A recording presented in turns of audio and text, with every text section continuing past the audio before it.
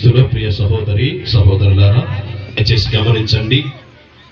మన విచారణలో ఉన్నటువంటి 10 గ్రామాలలో ఉన్నటువంటి పెద్దలందరూ కూడా దయచేసి బలిపీఠము చెంతకు రావాల్సిందిగా కోరుతున్నాను.